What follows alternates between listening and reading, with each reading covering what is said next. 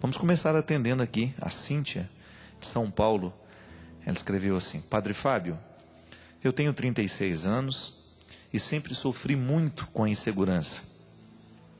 E tenho percebido que com o tempo, essa insegurança está se acentuando dentro de mim. Cada vez mais tenho dificuldade de tomar decisões, me sinto afetivamente muito instável, não acredito muito no amor das pessoas por mim e naturalmente tenho dificuldade também de dispensar amor às pessoas. Toda vez que sinto que o relacionamento está ficando um pouco mais sério, eu tenho uma dificuldade imensa de dar continuidade. E termino até mesmo sem saber por que terminei. Me ajude, por gentileza. Bem, Cíntia, essas inseguranças que nós sentimos, elas não são por acaso, né? Quando a gente identifica uma insegurança aos 36 anos de idade e reconhece que ela fez parte da nossa vida, a gente tem que, de alguma maneira, começar a compreender o porquê que essa insegurança é mantida dentro de nós. Para isso que existe o processo terapêutico, né? Eu não vou ter como lhe ajudar muito agora, mas posso lhe dar algumas dicas. Primeiro, é bom você ter a oportunidade de procurar um bom psicoterapeuta, alguém que seja da sua confiança, alguém aí que você saiba que faz um trabalho sério. Se você é cristã, né? Acho que é. Você procure alguém que trabalhe dentro de uma linha cristã. Nós temos muitos psicoterapeutas que trabalham com muita competência, conciliando a teoria de Freud com teorias diferentes nos dias de hoje, que não precisa engolir tudo o que Freud disse, né? O bom terapeuta é esse que consegue lidar. Na semana passada nós falamos aqui do Viktor Frankl, né? Que é uma psicologia muito interessante, a psicologia do sentido da vida. É uma abordagem psicológica muito interessante, que é a logoterapia. Tem também uma série de possibilidades que hoje você pode procurar, descubra qual é a linha que aquele psicoterapeuta exerce e você descobre alguém. O que é interessante agora não é só para a Cíntia, e sobretudo para quem é pai e mãe nos dias de hoje, né? É que essas inseguranças, gente, elas estão diretamente ligadas à primeira fase da nossa vida. É interessante, tá? Tem uma perspectiva na psicologia de Freud que diz que quando uma criança ela vem ao mundo, ela vai fazendo aos poucos o processo de diferenciação. Mas quando, e Freud diz que isso é a primeira fase da vida, até os 6 meses de idade, né? Ele diz que a criança não tem a capacidade de distinguir-se do outro. Ele não sabe que ele é uma pessoa. Ele acha que ele é a mãe. A ligação que ele tem, e isso Freud chama de união total, né? Que é esta íntima relação, é a relação mais completa que nós já podemos fazer na vida, é a relação mãe-filho. O pai fica com déficit porque não é ele que gestou, não é ele que trouxe dentro da barriga, mas esta união total, ela é quebrada por causa das situações da vida. Uma criança, por exemplo, quando ela é retirada da mãe, hoje não, os partos, né, os processos de maternidade são todos assim, fazem de tudo para a criança já ficar com a mãe desde o momento em que nasce. Isso é sabedoria, isso é evolução da psicologia, ajudando a ciência a compreender tudo isso. Porque no momento em que nós somos separados da nossa mãe, sobretudo até os 6 meses, que é quando começa essa capacidade de diferenciar e de você saber que você é um ser separado, até esses 6 meses, as ausências da mãe viram cicatrizes na alma da gente, por causa da compreensão de tempo. É interessante que na filosofia, quando nós vamos estudar o conceito de tempo, é muito vasto, é muito amplo compreender o tempo. Então tá certo, hoje eu adulto, eu compreendo o tempo. Se você me fala assim, padre, eu vou ter que dar uma saidinha, daqui 1 hora eu volto. E você volta, e eu administrei o tempo. De repente nós trabalhamos juntos, o Christian fala, olha padre, antes de começar o programa, eu tenho que ir lá na minha casa e daqui 15 minutos eu estou de volta. Eu posso compreender, porque o conceito de tempo já está bem assimilado por mim. Eu sou um adulto. Eu lido bem com a categoria de tempo. A criança não, minha gente. Uma criança não sabe, ela não tem a experiência do tempo cronológico como nós temos, administrado, colocado, a gente sabe quanto tempo vai durar, não. Uma criança nessa primeira fase da vida, quando é colocada distante da mãe, é como se ela estivesse negada dela mesma. E é impressionante as cicatrizes que isto causa na alma de uma criança. Os psicólogos chamam isso de cicatriz no cérebro, né? Que é um jeito de mostrar justamente o peso que esta emoção tem para determinar até mesmo a maneira como a pessoa se pensa pela vida fora. Então, uma criança que sofre demais da ausência da mãe nessa primeira infância, ela pode se transformar numa criança muito insegura ao longo da vida. Justamente porque ela não teve o suporte e a garantia desta união total. A mãe se ausentou demais da vida daquela criança e ela começou a sentir aquela ausência de uma maneira tão desolada que ela começou a desacreditar dos afetos. É interessante que a gente eu estou fazendo uma leitura, já até terminei, mas eu não me lembro agora o nome do livro. Não me recordo, é um livro que trata de psicologia e da educação, e estava falando justamente do quanto que, dentro dos orfanatos, quando você tem crianças abandonadas, o tanto que essas crianças têm dificuldade de acreditar nas outras pessoas, porque elas mentiram para elas a vida inteira. Sua mãe vai voltar, sua mãe vai chegar, e ela vive essa ausência terrível da mãe, e essa mãe nunca voltou. E nesse livro mostra o processo terapêutico de muitas crianças e descreve mesmo como cada criança consegue viver essa ausência. Tem uma história muito triste, eu cheguei até a ficar muito emocionado no momento que eu li, que descrevia a história de uma criança, um garoto chamado Bart. E eles diziam assim, que o Bart sofreu tanto com o abandono da mãe, ele foi abandonado com um ano e pouquinho, e que no início o choro dele só era calado no momento em que eles falavam assim, a sua mãe já está chegando. Diz que ele tinha crises de choro terríveis. Então alguém dizia isso, a sua mãe já está chegando. E diz que a expressão dele, diz que as lágrimas cessavam imediatamente, ele arregalava os olhinhos e começava a olhar para o ambiente, procurando essa mãe que não chega, né? E como essa mãe nunca voltava, ele perdeu a capacidade de acreditar na frase, a sua mãe está voltando. Então e o Bart foi parando de chorar. Ele deixou de manifestar todos os sentimentos dele, e no livro diz que, aos poucos, ele foi assumindo um comportamento estranho, de ficar alheio ao mundo. Ele foi mergulhando naquela solidão dele, e dizem que ele repetia a mesma frase o tempo todo, a minha mãe vai voltar, a minha mãe vai voltar. No início, gente, dizem que nos primeiros meses, a voz dele, a frase tinha som, ele falava a frase. Diz que ele ficava o dia inteiro no cantinho dele dizendo, a minha mãe vai voltar, a minha mãe vai voltar. E que depois ele perdeu a coragem de dizer isso. Aí diz que você só lia no movimento dos lábios dele, a minha mãe vai voltar, a minha mãe vai voltar. E não voltou. Aí você pode pensar, como é que fica o coração de um garoto que acreditou que a mãe voltaria e ela não voltou nunca? Aí você vai para a psicologia. A psicologia diz que até os 6 meses de idade, nós não somos capazes de nos compreender separados. Eu acho que eu sou minha mãe, que a minha mãe sou eu, e por isso que eu não consigo pensar a minha vida longe dela.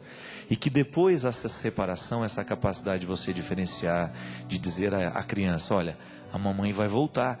Por isso que você tem que voltar.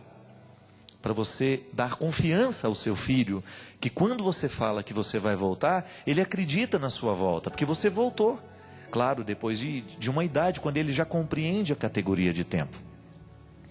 Então, Cíntia, às vezes nós sofremos de insegurança, porque justamente os nossos pais não souberam desses detalhes dessa história.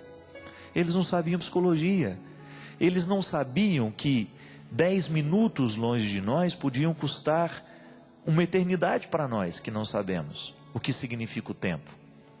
E que a ausência de uma mãe nesse intervalo de 6 meses, dos 6 primeiros meses, a ausência dessa maternidade, ela é dolorosamente sentida pela criança. Então, porque eu não tenho essa possibilidade de continuar a minha união total com a minha mãe, eu crio uma cicatriz dentro de mim. Então eu fico desconfiado o resto da vida, porque eu não tive a garantia da primeira união.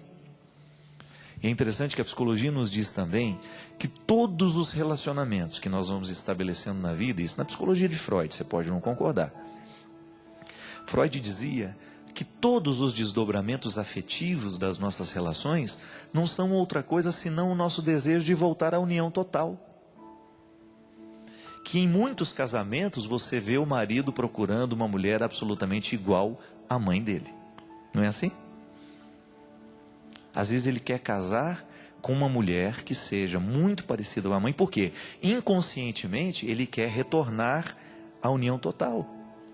Gente, é por isso que essa relação de mãe e filho é uma relação muito complexa. A ausência de uma mãe na vida de um filho, ela tem um déficit terrível, terrível.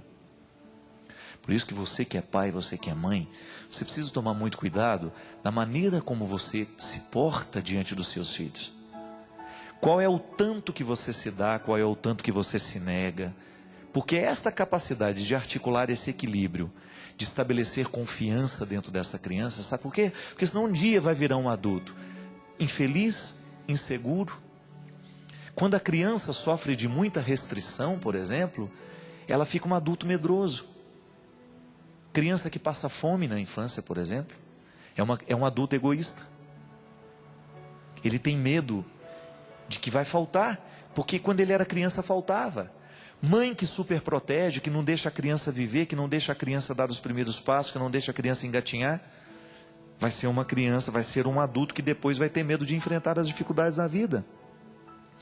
Então, a minha professora de psicologia, a Udi, lá de Brusque, foi uma das mulheres que mais teve influência sobre mim. A inteligência daquela mulher, a capacidade que ela tinha de nos ensinar psicologia, e o mais bonito, de nos fazer apaixonar pela psicologia, era impressionante. E a Udi sempre dizia isso nas aulas dela. Sempre que você estiver diante de um ser humano em conflito, saiba que ele está agindo de acordo com a história que teve. Ninguém é por acaso. Não há ser humano nessa vida incoerente. A insegurança de hoje está muitas vezes associada às inseguranças da primeira infância. Por isso, casou, ninguém te obrigou a casar. Ficou mãe, ninguém te obrigou a ser mãe. Exerce essa maternidade. Por isso que o tempo de maternidade são 6 meses, não são? Licença de maternidade? Justamente, já está em torno do ensinamento da psicologia. Mas aí a mulher tira 6 meses, ela vai passear, vai para o shopping, fica com a babá, a criança. Não pode, criatura. Fazer filho é igual construir casa. Se você não lança bem as bases desse fundamento, depois cai, quebra, não serve para nada depois. Destrói inteiro. Por quê? Porque faltou a estrutura. A sabedoria está aí no mundo animal, gente.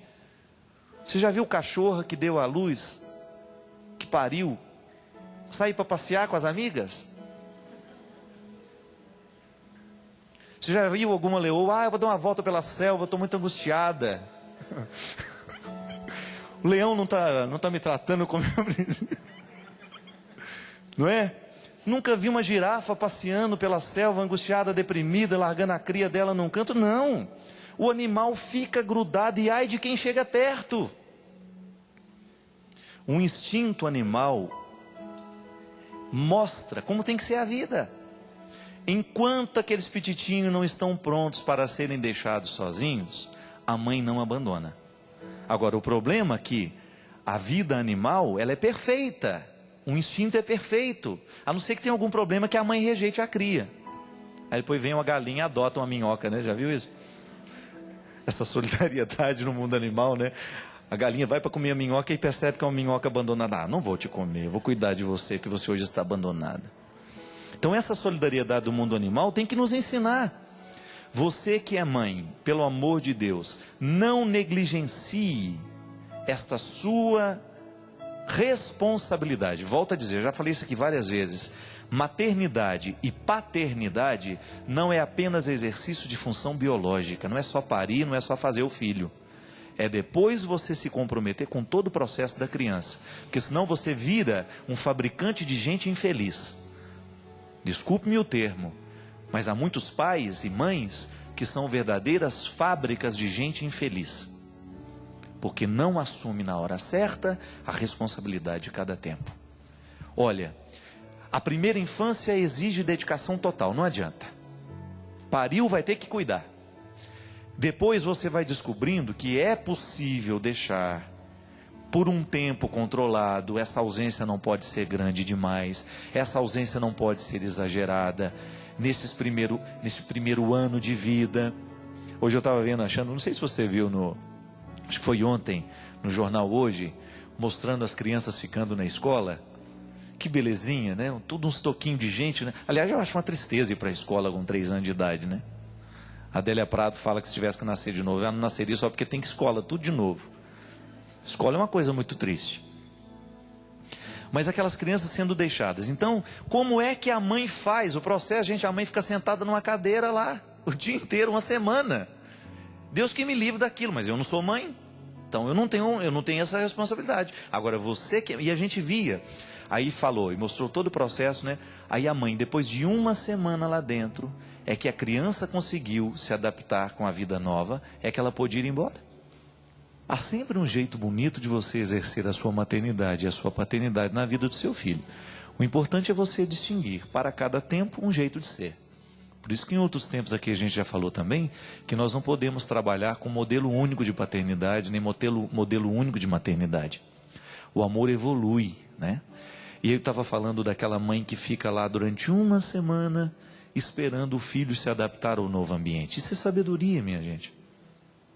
Ah, padre, mas eu não tenho tempo para isso. Mas então você vai ter que colocar alguém que seja da confiança desta criança para ela se adaptar. Gente, eu me lembro, eu não sei como foi a sua primeira experiência de escola, mas eu tremi igual uma vara verde e eu chorava como se tivesse alguém me matando ali.